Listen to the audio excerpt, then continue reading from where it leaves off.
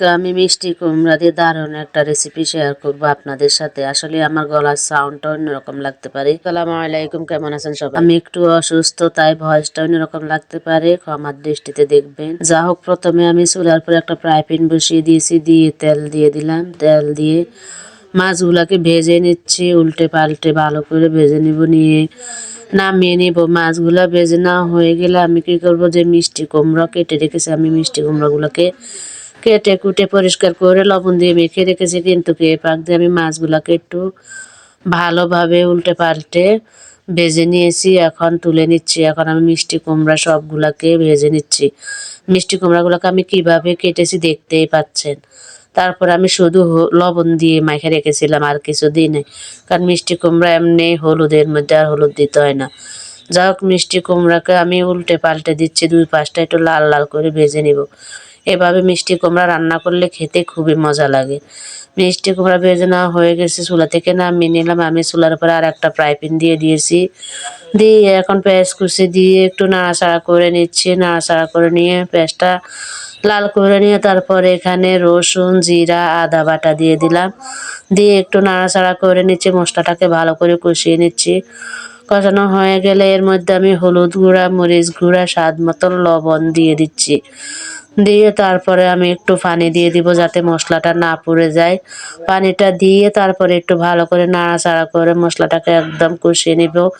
তেল উঠে আসা পর্যন্ত অপেক্ষা করব। যা হোক, মশলা কষানো হয়ে গেছে। এখন আমি নাড়াচাড়া করে যে মিষ্টি কুমড়াগুলো ভেজে রেখেছি, ওই মিষ্টি কুমড়াগুলোকে দিয়ে দিব। দিয়ে যে আবার একটু নাড়াচাড়া করে নেবে। এর মধ্যে কিন্তু মাছগুলা দিয়ে দিব নাড়াচাড়া করে।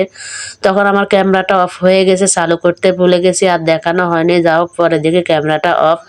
এই ফাঁক দিয়ে আমি মাছ দিয়ে উল্টে পাল্টে কষিয়ে নিয়েছি। তারপরে জোরের জন্য পানি দিয়ে ঢাকনা দিয়ে রেখেছিলাম কিছুক্ষণের জন্য। তারপরে মোবাইলের ক্যামেরা ঠিক করে তারপরে চালু করে দিয়েছি। তারপর দেখুন, তারপরে তো এই যে দেখতেই পাচ্ছেন, আমি একবারে জলের জন্য পানি টানি দিয়ে ঢাকনা দিয়ে কিছুক্ষণ জাল করেছি। পরে আবার একটু উল্টে নাড়াচাড়া করে দিলাম, দিয়ে আবারও ঢাকনাটা তুলে একটু নাড়াচাড়া করে দিচ্ছি। দিয়ে দেখলাম সিদ্ধ হয়েছে কিনা মিষ্টি কুমড়া। আসলে যখন আমি ভেজে নিয়েছি তখনই হাফ সিদ্ধ করে নিয়েছি। যা হোক, একটু লবণ লাগবে, লবণ দিয়ে দিলাম।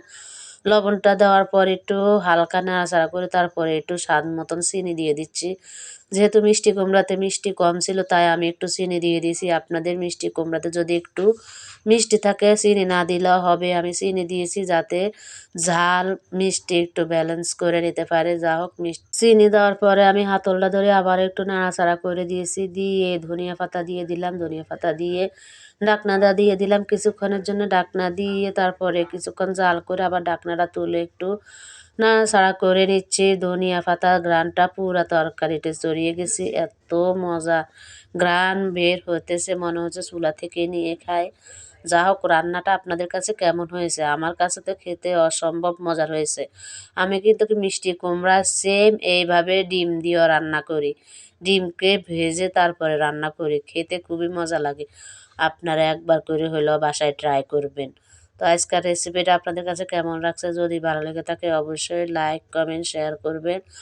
আর আমার কথার মধ্যে যদি কোনো ভুল ত্রুটি হয়ে থাকে ক্ষমার দৃষ্টিতে দেখবেন। আল্লাহ হাফেজ।